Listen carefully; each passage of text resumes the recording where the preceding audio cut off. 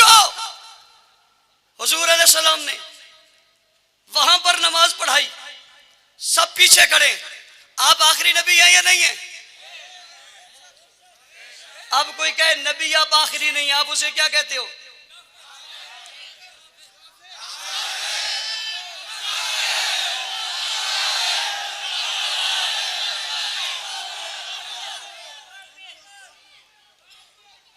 توجہ توجہ، میری سن، میری تیری تو میں نے 3 دفعہ سنی ہے لیکن بے تکی سنی ہے۔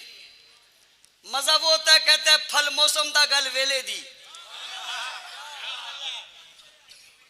پھل موسم دا گل، سوال گاجر جواب مولی، یہ اچھا لگتا ہے؟ وہ تو تب ہو جب میں بات کروں، میں نے بھی کی نہیں، پہلے کیوں جاتا ہے؟ دریا دور ہے، ذرا نیچے رکھ، اتنی بہتر ہے۔ سمجھ آ رہی ہے نہیں آ رہی؟ بھئی جب کوئی بات ہو پھر کرو، اگر ویسے یہ اس کو کہتے ہیں اس کا اسٹیشن خطا ہو گیا ہے، اس کا بٹن فری ہو گیا ہے۔ ہم بٹن فری والے نہیں ہیں، ہمارے جذبات ہمارے کنٹرول میں، ہم نے کبھی بھی کوئی بات محض دکھلاوے مذاق اور ہنسی کے لیے نہیں کی ہے، ہمارا نعرہ حقیقت پر مبنی ہوتا ہے، ہم مذاق کے لیے نہیں، جانے دینے کے لیے آتے ہیں۔ اور توجہ، کوئی ان قائدین سے زیادہ جرت مند اور غیرت مند مت بنے، ان قائدین سے زیادہ جرت مند اور غیرت مند مت بنے، یہ ہم سے بڑے غیرت مند ہیں، یہ تم سے زیادہ لگا سکتے ہیں، لیکن بات سمجھو، موقع کی تلاش میں رہو، بغیر موقع کے کچھ نہ کرو۔ حضور آخری نبی ہیں یا نہیں ہیں؟ میں جب پوچھ رہا ہوں جو حضور کو آخری نبی نہ مانے کون ہے؟ اور میں نے کوئی غیر شرعی غیر آئینی بات نہیں کی ہے، یہ پاکستان کے آئین میں لکھا ہوا ہے،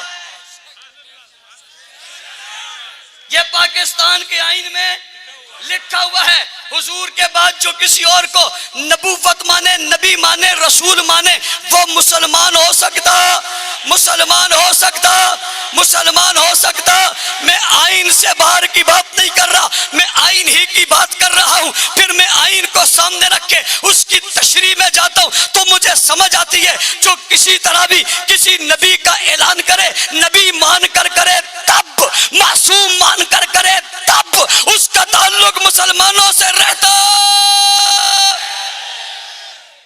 تیری بات زیادہ پہنچی ہے، میری بات زیادہ پہنچی؟ پہنچی؟ تو پھر مجھے کیوں نہیں کہنے دیتا، تو کیوں کہہ رہا ہے؟ بات سمجھ میں آ گئی ہے؟ حضور آخری نبی ہے کسی اور نے؟ کچھ لوگ کہتے ہیں کہ جناب حضور علیہ السلام کے بعد باقی لوگ چلے گئے تھے۔ میں نے کہا کہاں چلے گئے تھے؟ انہوں نے کہا باقی لوگ مومن نہیں رہے تھے، نعوذ باللہ بکھر گئے تھے، بگڑ گئے تھے، واپس چلے گئے تھے۔ کسی نے کہا نعوذ باللہ مرتد ہو گئے تھے، کسی نے کہا حکومت کے لیے، کسی نے کہا اسباب کے لیے، انہوں نے اپنے رخ بدل دیے تھے۔ میں نے کہا اچھا، جب تم یہ کہتے ہو کہ رخ بدل دیے تھے تو جب حضور علیہ السلام دنیا سے رخصت ہوئے تھے اس وقت دنیا پر غلبہ کتنا تھا؟ میں پوچھنا چاہتا ہوں کتنا غلبہ تھا؟ مجھے کہنے والے کہتے ہیں جب حضور دنیا سے گئے تو 9 لاکھ مربع میل پر اسلام کا پرچم لہرا رہا تھا۔ میں نے کہا تیرا دعویٰ ہے اور تیرا دعویٰ یہ ہے کہ حضور کے جانے کے بعد باقیوں نے اسلام چھوڑ دیا تھا، پھر ابو بکر صدیق کے دور میں رقبہ کتنا ہو گیا؟ کہنے والوں نے کہا 11 لاکھ ہو گیا۔ میں نے کہا تو نے کہا یہ بدل گئے تھے، حضرت ابو بکر صدیق کے بعد رقبہ کتنا ہوا؟ انہوں نے کہا 22 لاکھ ہو گیا۔ میں نے کہا جناب فاروق اعظم کے دور میں 22 لاکھ ہو گیا تو فاروق اعظم کے بعد یہ رقبہ کتنا ہوا؟ کہنے والوں نے کہا 44 لاکھ پہ بڑھ گیا۔ میں نے کہا 44 لاکھ پہ بڑھ گیا،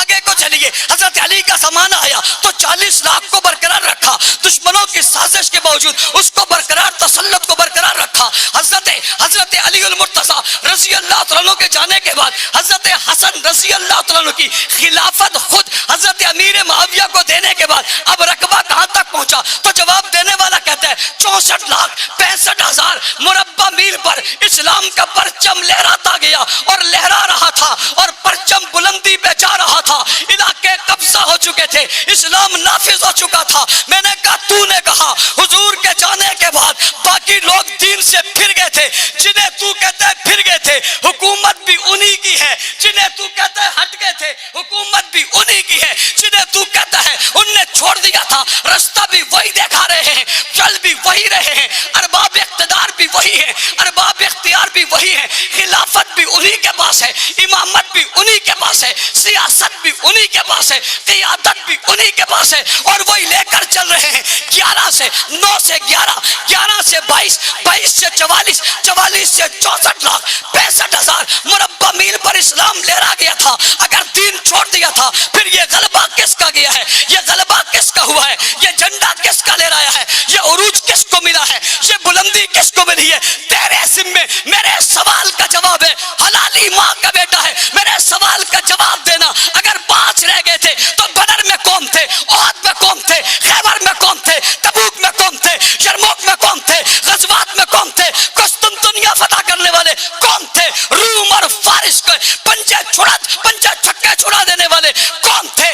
دریاؤں میں پرچم لہرانے والے کون تھے؟ جن کے لیے جنگل کے درندوں نے راستہ چھوڑا وہ کون تھے؟ جنہیں پانی کے اندر شارع عام بن کے جنہوں نے دریاؤں کو پار کیا، بتا تیرے ذمہ سوال ہے وہ کون تھے؟ کابل کندھار تک پہنچنے والے کون تھے؟ آج پاکستان جن کی وجہ سے مارے سے وجود میں آیا، یہاں تک پہنچانے والے کون تھے؟ دنیا کے کونے کونے تک اذان، نماز، قرآن دینے والے کون تھے؟ پھر مجھے بتا، تو جس قرآن کی تشریح کر کے اپنے گھر میں رکھا ہوا ہے، اس قرآن کو لکھنے والے کون تھے؟